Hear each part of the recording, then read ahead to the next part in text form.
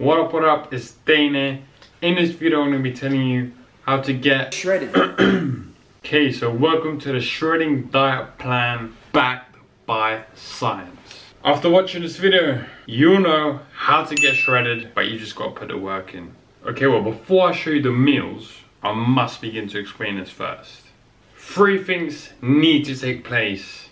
Number 1, establish your calorie targets. In this case, a calorie deficit. Number 2, adequate protein. And number 3, about macros, which I'll explain.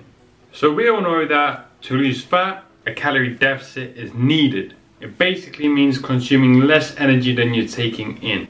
So let's work out your calorie deficit and how long you should be dieting for, and just basically your calories all together. Okay, so let's go and use Kevin Hall's calorie tool.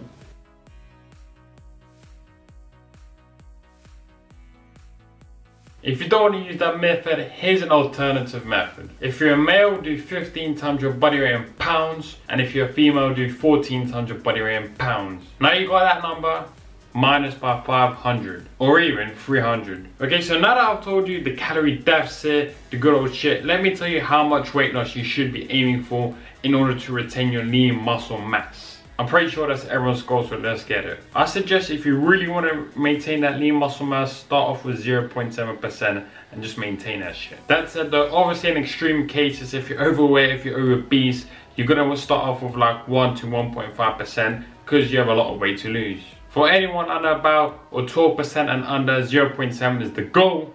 Okay, it's really important that we learn to adjust the calories. Now you want to adjust the calories because something called adaptive thermogenesis is going to take place. This is basically when your BMR, your basal metabolic rate, slows down, as well as your NEAT, your non-exercise activity thermogenesis, which is basically subconscious movement, the fidgeting, going to the shop, picking up chocolate. Oh shit, not chocolate, we want to get shredded. But you know what I'm saying. Those 2 factors, they slow down and they decrease, meaning you need less calories in order to create a calorie deficit again. So after a few weeks of dieting, even maybe just say, let's say 2 weeks, and you've been at a 0.7% of weight loss per week, you maybe want to use that tool again and or just do the alternative method of 15 times your body weight in pounds. So here's the reason why you want to have a small calorie deficit to maintain that lean muscle mass. So when the weight loss is too high, the body requires energy, right? We all need energy to survive, to move, and the body fat cannot supply this energy fast enough, which means we have to tap into the fat-free mass. And in most cases, it's going to be muscle tissue.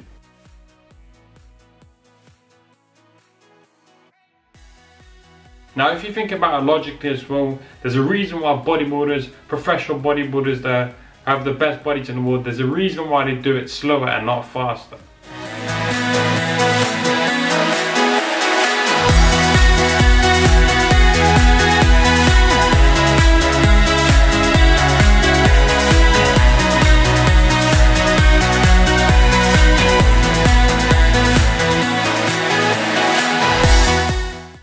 So now that we've got a calorie deficit, let's get into arguably one of the most important macronutrients when it comes to bodybuilding, or at least maintaining lean muscle. Personally, I recommend you consume about 1 to 1.2 grams of protein per pound of body weight. Now the reason being is because we all know that protein provides more satiety than, let's say, carbohydrates and fats. To my current knowledge, protein is the most satiating macronutrient. Now when we look at a lot of research and all this kind of good stuff, protein intake varies a lot. Some people will say 0.8 grams per pound of body weight is fine even if you're in a calorie deficit, and some people say no, you need to consume a lot more than that. So to conclude for you guys, to make it as simple as possible, there's not a set number. However, let's face it, man, you can't go wrong with more protein. I know you will not get freaking liver damage or kidney damage or whatever shit you want to call this unless you overconsume it. We need to understand that if you overconsume anything, it's all bad for you if you overconsume it. So that's it. That's my current recommendation, 1 to 1.2 grams per pound of body weight. Now personally as well, I would say the bigger the calorie deficit, the more protein, the more you increase it, and the more exercise you do, the more you increase it. However, again, there are some, and these are very knowledgeable people that go against the grain of this as well, and some stay with my kind of side. So again, we'll get into the research in a second. The thing is, you just can't go wrong with more protein. Now this is probably the most common question asked when it comes to protein. Should you be consuming slow digesting proteins like casein protein powder, or should you be doing fast digesting proteins like whey? Now the reason why a lot of people think that slow digesting proteins is more beneficial when it comes to retaining lean muscle mass, especially when you're energy deficit or energy restricted, is because these slow digesting proteins will give your muscles like the drip feed of amino acids, let's just call it that, like the building blocks. So as to my current knowledge, the evidence is very scattered. It's not very true. There's a lot of studies that will say no, slow digesting proteins doesn't matter really, and others will just say the opposite. But currently evidence is actually accumulating towards the slow digesting proteins in order to maintain lean muscle mass. So now that we know that, maybe if you follow an intermittent fasting diet protocol or a time restricted diet protocol, you may also want to consume slow digesting proteins just before bed. And the key word here is may. It may be beneficial, I don't know. You might want to consider taking a fast digesting proteins like a whey protein powder before or after your workout. So just getting those fast digesting proteins in then. Another common question is how much protein can you actually absorb in one meal, or at least in one sitting? As much as possible, right? Obviously, not an unlimited amount, but when you look at it realistically, as much as you can, or as much as you want. That said, again, we'll get into the research in a second, but some studies have indicated when it comes to gaining muscle and maximizing muscle, you may want to spread your protein every 3 to 4 hours. But what it really comes down to when you want to maintain your lean muscle mass on a car is really your total daily protein intake, and we all know this if we're kind of knowledgeable about this.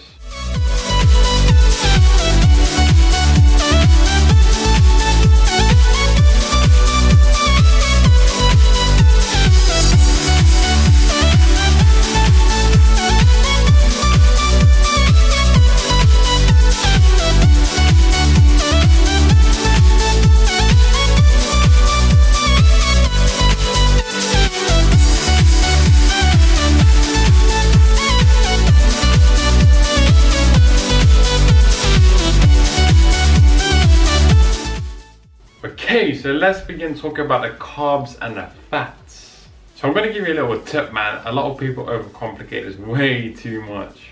When we look at the research, the carb to fat ratio doesn't actually matter, and it does not enhance fat loss by having more fat or having more carbs. The question you really need to be asking is, when you look at this research and all this great evidence of yours, is the protein intake equated, meaning is it equal, and all this research and all this kind of stuff? And is the energy balance equal as well? Because as we already know, fat loss means a calorie deficit must be created. Now I'm pretty sure, if I can remember right, there are some studies out there that favor, I think, either high carb or low carb, whichever. But like I said, the protein was not equated. So to make this very simple, if your goal is fat loss, these 3 things need to be happening. Number 1, an energy deficit is created. Number 2, a sufficient protein intake. And number 3, this bit out of box, a little bonus one coming at you. Your diet including a lot more high quality foods compared to processed foods. So to end this debate here, carb, high carb, low carb, whatever freaking carb you want to eat, let me give you the real answer that you need. Choose the macros that suits you best, and the one that you enjoy the most, and the one that you can adhere to, period. There is no best diet when it comes to body composition. So there is, edit the video, bang, you don't need to know more. Just joking. Let's get into the actual diet plan and the actual meal plan. There are no special foods to lose belly fat as long as you're in a calorie deficit. However, these foods make it a lot easier, and these foods makes it more sustainable. So let's get it. I'm going to show you the foods, then I'm going to explain why I eat them, then we're going to crush it.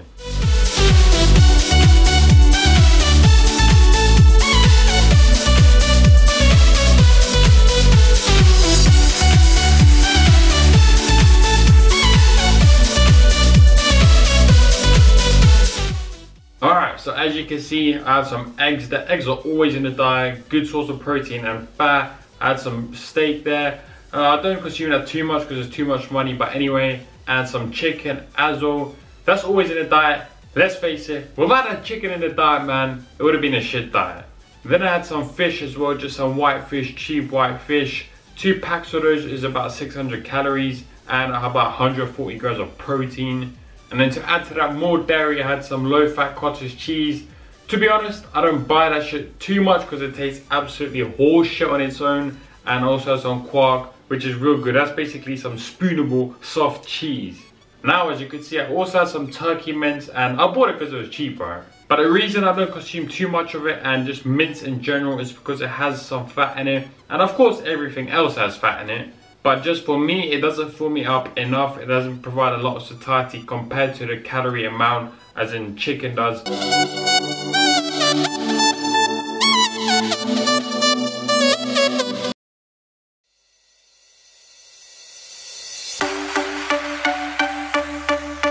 Fuck the glycemic index. It doesn't even matter anyway. Coca-Cola spikes your glycemic index or blood sugar less than white potatoes, and this varies day after day, so fuck this index bullshit. Okay, so as you can see, I only eat about 4 carb sources, and the top 3 that I eat are water-rich carbohydrate sources. And I'll tell you exactly after this, after all the foods that I've shown you, I'll tell you exactly why I eat all these foods and why they provide such good satiety. So besides that, oats always in the diet, the old bro food, bodybuilding, muscle building food. Then some white potatoes, some sweet potatoes, they're always in there. And then once in a blue moon I have some rice, but rice doesn't provide as much satiety.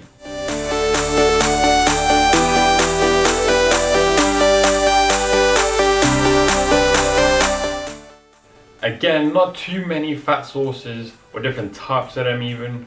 Again, the eggs provide good fats. Also, I consume some peanut butter as well. And besides that, I don't really consume too many fats at all. Because like I said before, the carb to fat ratio doesn't really matter that much. It's just what suits you, and that's what suits me. So yeah, not too much to say about fats. I don't really consume a lot of them. And the main reason being is because they double the calories, or even more than double. That said though, I don't recommend you go below 20% of your macronutrient ratio amount, because it's real important to get essential fatty acids in.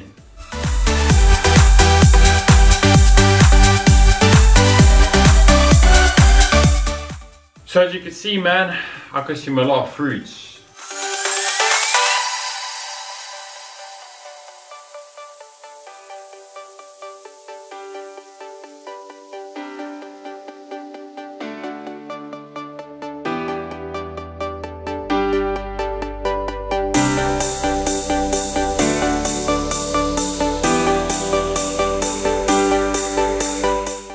So as you can see, I consume a lot of vegetables, and the reason being is because it volumizes the food. And volumizing means basically a lot of food for less calories.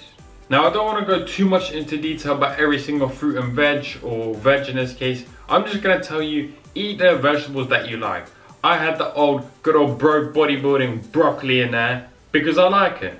Okay, not as much as like pizza or something, but you know what I'm saying. And then I also had a shit ton of mushrooms because I like it. I had loads of courgettes, some bean sprouts, some onions, just to add some more flavor. All of these foods I typically actually enjoy, and we all know the best diet is the one that you can enjoy. So point being, buy the vegetables that you like so you can stick to them. Just a little quick tip: to eat fewer calories, have loads of stir fries, put loads of vegetables in there. Think of some lean source of protein, and you should be good to go with low calorie meals.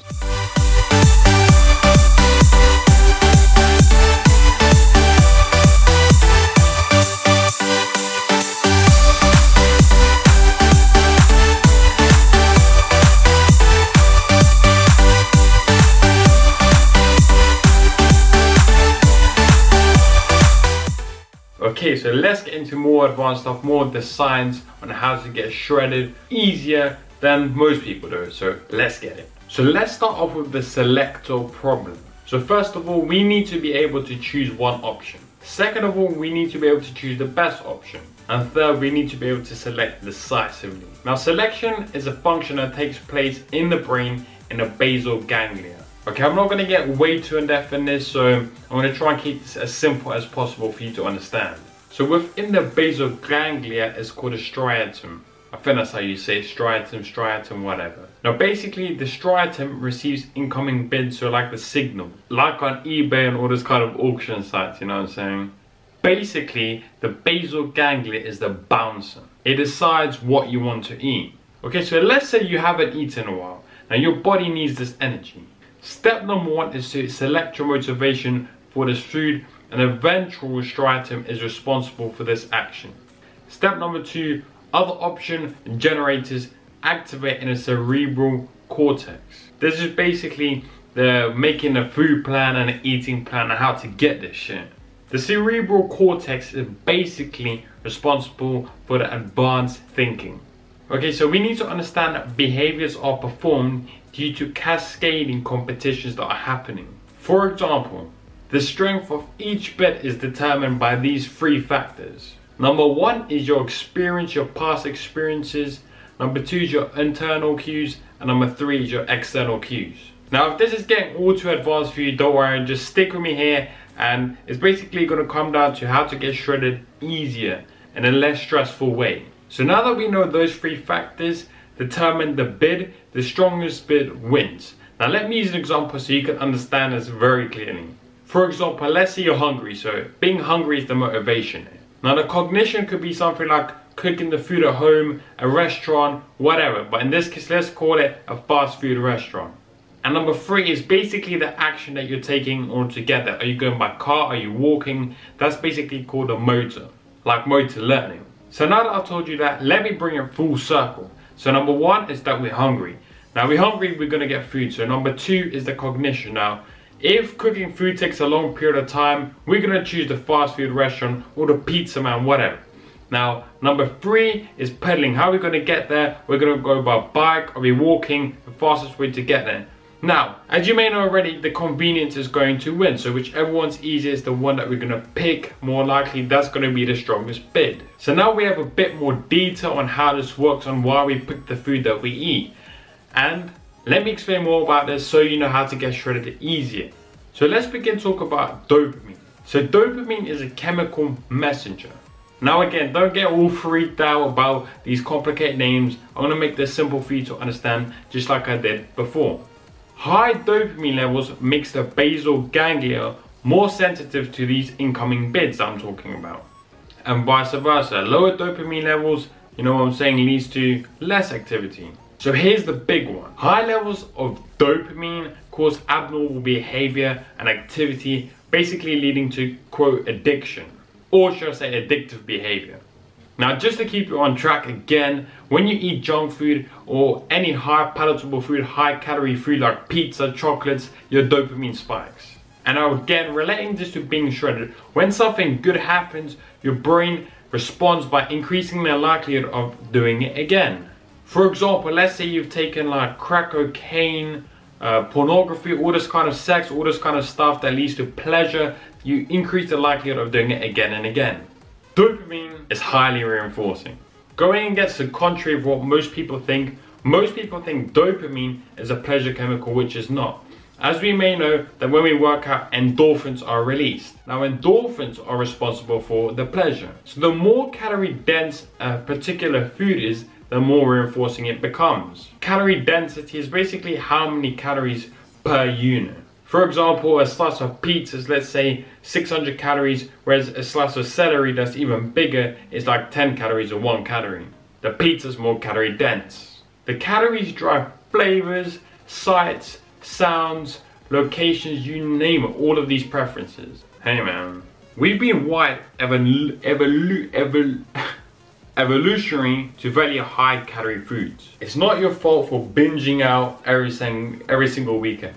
Okay, no, but seriously, getting back on a serious note, how do we control cravings? Here's the deal. You need to control your food cues in your food environment. For example, take all of the junk food in your house out of the sight, and also plan your future behavior, where you go, and make sure you do not go near this junk food if you can avoid it. Okay, so let's start talking about palatability and palatable foods. The properties of palatable foods, again, we all know high calories, salt, sugar, fat, and concentrated starch, as well as glutamate, the umami meaty flavor, which is an amino acid. Now, palatability links very well in with food reward. I'm sure we know by now that high calorie food is going to give us more food reward. Unless you're some fucking weirdo that likes celery over pizza. Another thing that you may need to avoid is using a lot of variety. The more different kinds of foods on your plate, the more you will eat. For example, if you like rice, steak, potatoes, onions, mushrooms, garlic, you kind of name these things, you can eat more of them. There's this thing called habituation.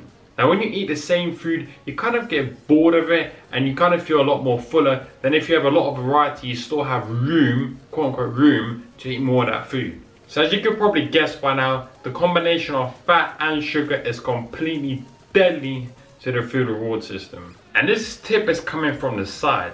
Cooking techniques have evolved in order to maximize the food reward as well, again, meaning we overeat it. Okay, so let's start talking about the satiety factor, because in order to get shredded, we want to be as satisfied as possible and also maintain this weight. So let's start off with leptin. Leptin is basically a hormone produced in your fat cells, and it's responsible for regulating your appetite and adiposity, let's say basically your body fat levels. Now when we get shredded, a few things happen. Your leptin levels decrease, which means you're more hungry obviously, and you're more lethargic, and you're constantly thinking about food as well. So when the leptin levels drop, it sends the signal to the hypothalamus in the brain, letting you know your body's all messed up. So here's how we counteract this, or as best as possible anyway, because we can't fix it all together. A bland diet with less food variety will lead to, guess what, less food reward, which leads to a lower adiposity level or set point. This allows us to feel comfortable at a lower weight. So the palatability influences the set point of the lipostat. The lipostat is basically correlated with the body fat levels. So if you want to get shredded and maintain a low body fat level, we must consume, or should consume, more lower calorie density foods, which means more satiety is produced per unit calorie. So let me summarize all of this for you. If you want to maintain a lean body fat, then you need to do a few things here. Number one, avoid high calorie density foods, high palatable foods all the time. And yeah, of course you can have like junk food now and then. But when it comes to sustaining this body fat at a low level and feeling more satisfied, it becomes down to having a more bland diet. As well as this, fix your food environment. This is so important. If there's chocolate food shit in your sight every single day, all day, then guess what? You're gonna eat them eventually, or they're just gonna play in your mind. Most likely you fucking eat them. Okay, so let me quickly cover diet beverages. So yeah, there are some studies that will say, oh, diet beverages, they make you eat more food. And then some other studies will go completely against that. Now what I'm going to tell you is there are a lot of individual difference. If drinking diet beverages makes you more hungry, then guess what? Don't drink them. If they make you less hungry, then obviously drink them. And when you actually try to get shredded, one thing that's really helped in my experience is this year I'll be drinking some Diet Cokes, and it's just been helping me to adhere to the diet and make it more enjoyable. And we all know that the best diet is the most enjoyable, the one you can adhere to. Just to clarify, you don't have to have a bland diet in order to get shredded, certainly not. In my opinion, it's just probably the most optimal thing in order to maintain a lower body fat. So we want to get shredded, but we want to know and how to track our body fat percentage. What is our body fat percentage at the moment, or is going to be? Now one thing I want to tell you is that tracking your body fat percentage in order to get shredded and monitoring it will never be 100% right. But as I said, I want to tell you one method you can do it in order to track your body fat percentage 100% correct. But you have to have this, you've got to want this so bad. Basically you've got to die and then you can do a biopsy of your body fat percentage. But as far as I know, I haven't met anyone that wants it this badly. So yeah, your body fat percentage can't be tracked 100%. Okay, now let me give you a few tips when it comes to getting shredded and sustaining a long diet. Probably my biggest tips in order to sustain a diet and adhere to it is to use more spices and some nice sauces.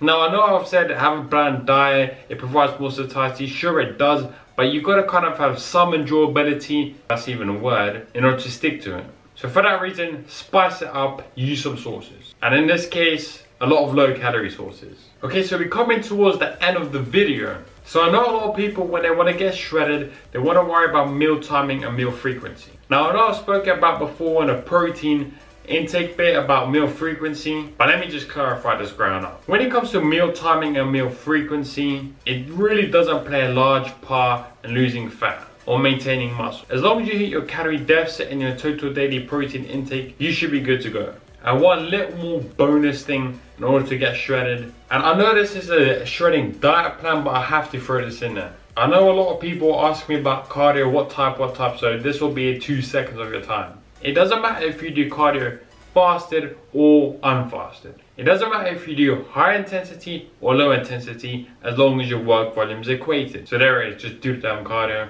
Okay, so coming towards the end of the video now, make sure to leave a comment if you enjoyed the video, like it if you actually liked it, dislike it if you actually disliked it, and subscribe to the channel for more of these videos. That said though, make sure to check out Vitruvian Physique's channel. Click the link in the description below to check this guy's video out. It's really good. He talks about different types of diets, and like I said in the video, during the video, there's no special diet. However, he will explain more in depth, and I highly recommend you check that guy's channel out. In fact, the video, so click the link in the description. So that's it. That's the ultimate shredding diet plan coming to an end now. So that's it. If you want, make sure to watch all my other videos, and also if you want references of any of the studies, they will be in the description down below as well. Leave a comment. Once again, stay positive, stay smiling. Let me know if you would like to see more of these, and I'll see you in the next one.